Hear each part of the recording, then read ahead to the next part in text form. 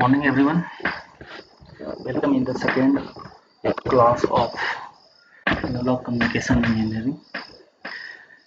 So today we will try to understand the historical background of communication system. But before entering in the historical background of communication system, at first we will try to be familiar with the basic terminology of communication or any communication system. Okay, as you can see in the slide, the word communications arises from the Latin word that is the communicare, and that stands for to share. Means when we when we take any technical words, or in fact any words, that words having some basic or some specific origin, means that particular word has taken from some specific places, and on that place that words means having some specific means. So communication words has been taken from the Latin words, and as you know, Latin is a classical language which is belonging to the Italic branch of the Indo-European language. So basically, Latin words belong to the Kingdom of Rome, and its origin place is Rome, Italy. Okay, so as you can see, communication is taken from the Latin word, and that Latin word is communicare. And in Latin, the means of communicare is to share. That means we can say that communication is the basic step for exchanging of information. Okay. So, for example, you can see here a baby in cradle communicates with a cry when she needs her mother. Means whenever any baby is in cradle, and if suddenly she or he start to crying, that means that baby is basically try to communicate with his or her mother. Basically, that baby want to send some information to his and her mother. Okay. Similarly, a cow, that if a cow mows loudly when it is in danger, that means that times cow needs some help. So we can say that a person communicate with the help of a language, and communication is the bridge to share. Okay. So finally, in terms of our technology, communication can be defined as the process of exchange of information through means such as words, action, sign, etc. between two or more individuals. And these two or more individuals may be near about sitting to each other, or maybe sitting around the globe anywhere, or they exchange the information, or they basically communicate to each other by means of anything. Might be that things will be words, action, or some kind of the sign. So basically main purpose of communication is to exchange the information between two entities or two parties, and these two parties may be seated anywhere around the globe. If they are sitting near about each other, then they can communicate directly. If they are sitting to the distance to each other, then they can use by means of any available communication technique. Okay.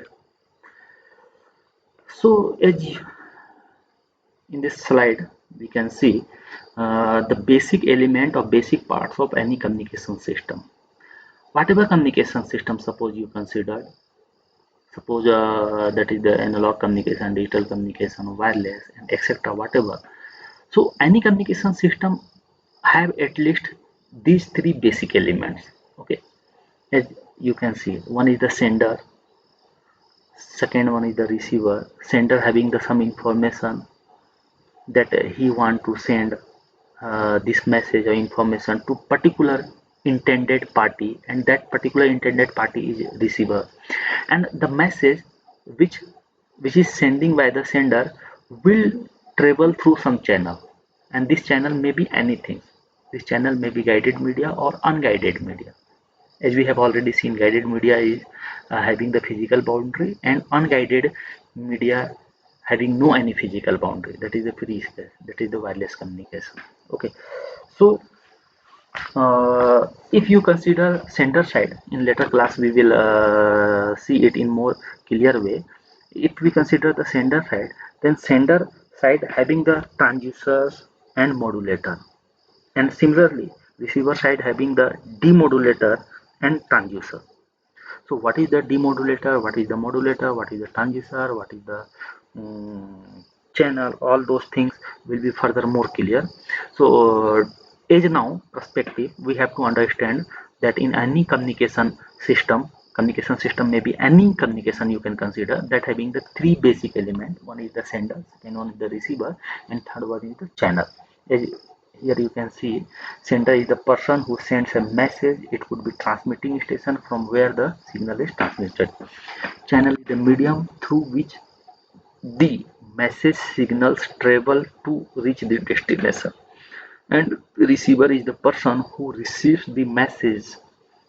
It could be receiving station where the transmitted signal is being received. So in this slides we can see that signals terms used more frequently. So at first we have to understand what is the signal. So as per our communication point of view, signal is conveying an information by some means such as gesture, sound, action, etc. can be termed as signaling. Hence, a signal can be a source of energy which transmits some information. This signal helps to establish a communication between the sender and the receiver. Means whatever by whatever medium like gesture, sounds, action, or some kind of the sign, whatever things are there, that is the signal, and that signal having the some energy. Due to this energy, this signal is able to travel in the medium. Okay, and this signal basically is responsible to establish the communication between two entities or two parties. That two parties is the sender and receiver.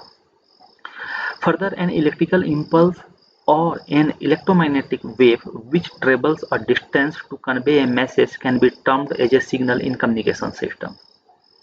Suppose if we consider our mailing system, so in our mailing system what happens? By using keyboard we are putting some input, and that input will be converted by using some technique in the electrical pulse, and this electrical pulse, either in the form of current or voltage, it will travel in the wire, whatever medium is there, the wire or wireless.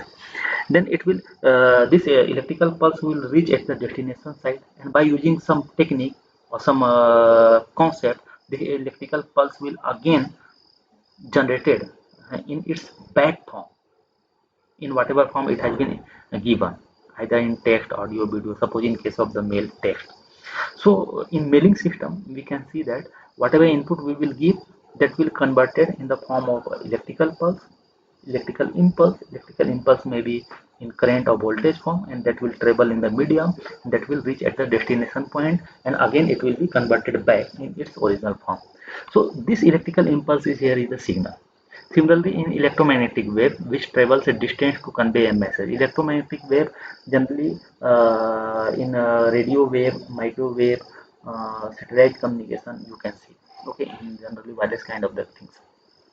So depending on their characteristics, signals are mainly classified into two types: analog and digital. Analog and digital signals are further classified. We will see in figure. So till now, communication can be categorized in one way according to signal. One is the analog and second one is the digital. So we call analog communication or digital communication. Or it may communication may categorize according to the channel characteristics. Whether channel characteristics having physical boundary, and if this having the physical boundary, then what kind of the characteristics or features are there? And if suppose if don't having the physical boundary, then what is the characteristics or features of that free space? So further it is categorized in free, in case of free space, radio wave, microwave, infrared, gamma ray. Might be you have heard all those things. So according to that, further communication is categorized. We call it wireless communication or CDMA communication, GSM communication, okay, TDMA communication, LTE communication, 5G communication, all having the free space but having the different characteristics. So as per now, according to the characteristics of the signal, it is mainly classified in analog and digital, and further analog and digital signal are classified periodic and aperiodic signal. Okay, so let's come to the first analog signal. So as we can see, a continuous time varying signal which represents a time varying quantity can be termed as an analog signal. This signal keeps on varying with respect to time according to instantaneous values of the quantity which represents it. For example, we can see, let's consider a tap that fills a tank of 100-liter capacity in an hour. Consider suppose 6 am to 7 am. The portion of filling the tank is varied by the varying time, which means after 15 minutes, that means 6:15 am, the quarter portion of the tank gets filled, whereas at 6:45 am, the third uh, part of tank will be filled. Okay, so if we try to plot the varying portion of water in the tank according to the varying time, it would like the following figure. Here we can see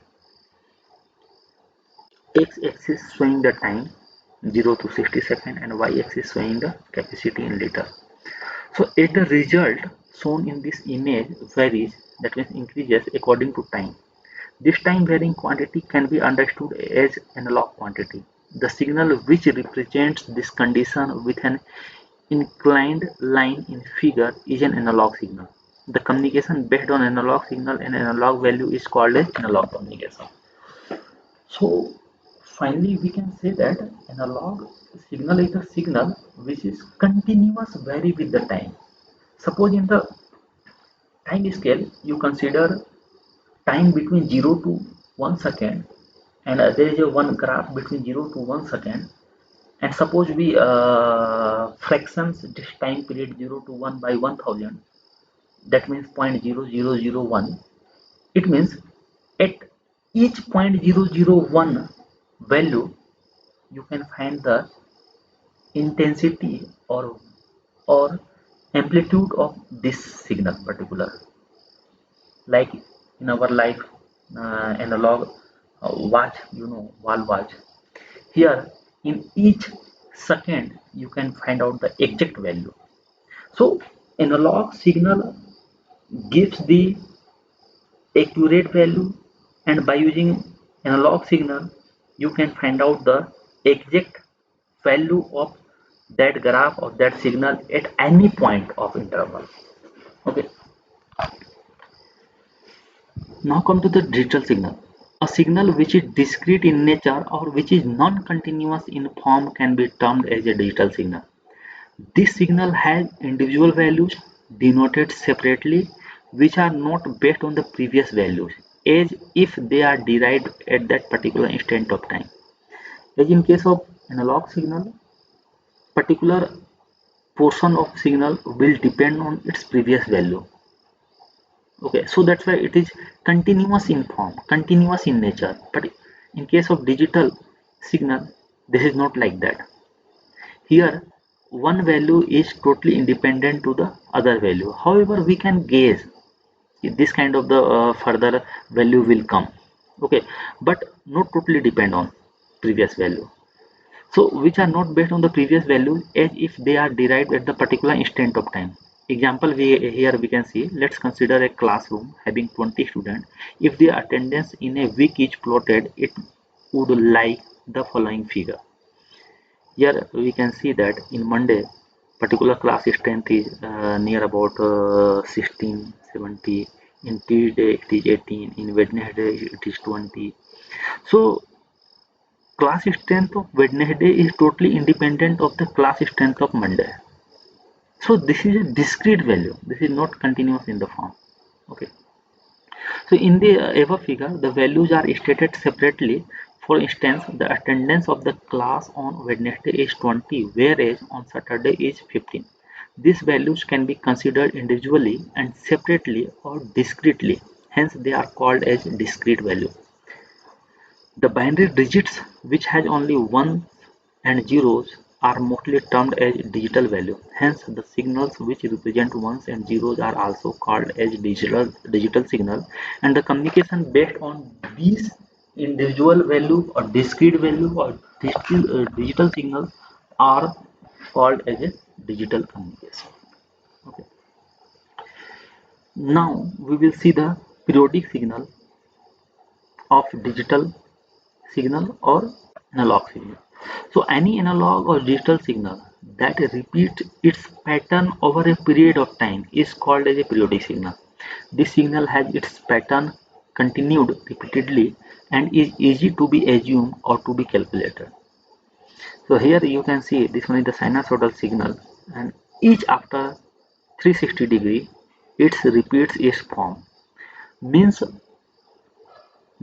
whatever signal is there, if this signal this signal represents its replica after particular time interval, then we call it's a periodic signal.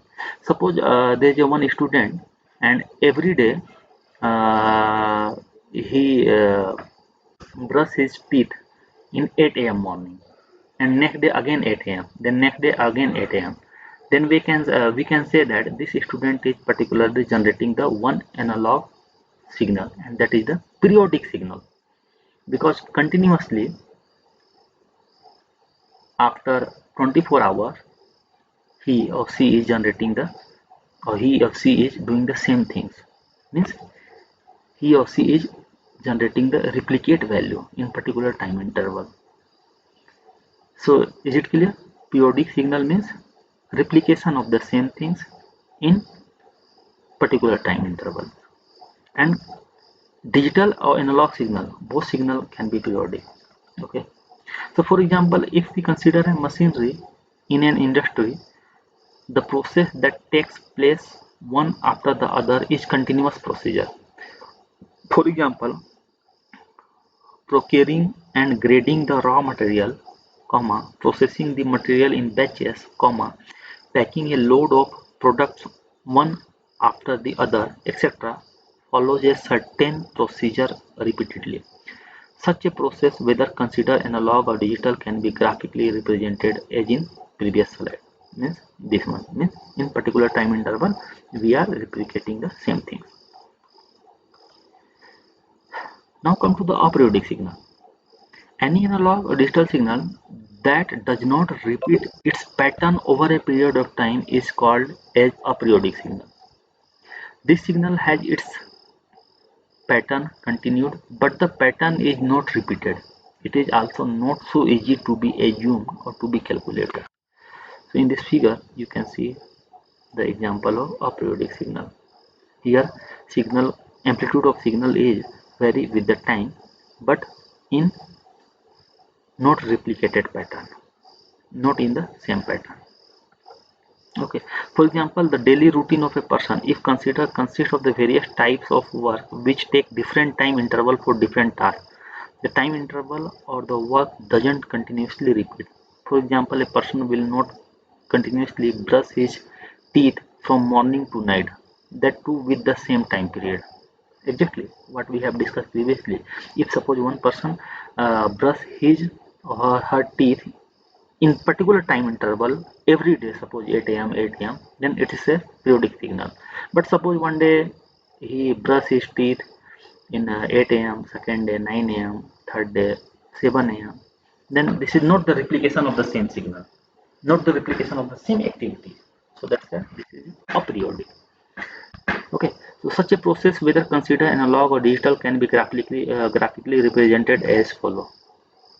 So this one is the aperiodic analog signal, and this one is the aperiodic digital signal. In general, the signals which are used in communication systems are analog in nature, which are transmitted in analog or converted to digital and then transmitted depending upon the requirement. It will further clear there is so many subcategories of analog and digital signal, like analog baseband signal and uh, digital broadband signal, digital baseband signal, analog broadband signal means digital communication, digital analog communication, analog digital communication, analog communication. Okay, so that things will come later on.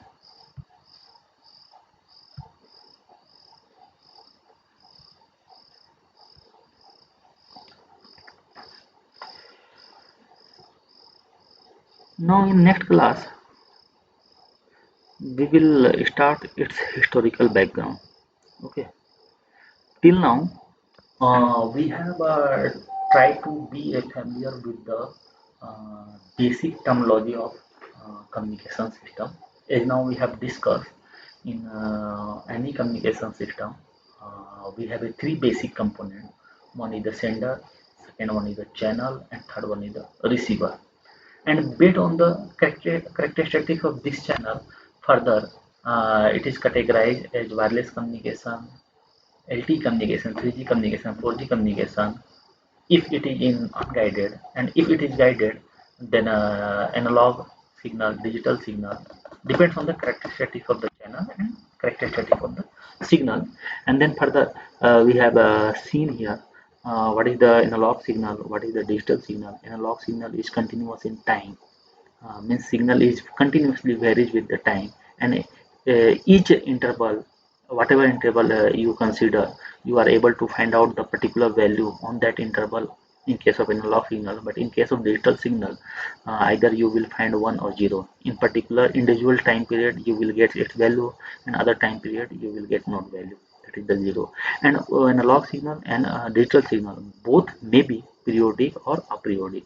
If the signal is replicating in particular time interval, then we can say that this one is the periodic signal. And if it is not replicating the same pattern in particular time duration, then we can't say this one is a periodic, this is a aperiodic. And digital signal, analog signal, both can be periodic and aperiodic. Okay, so have a nice day all of you, and next class we will start further.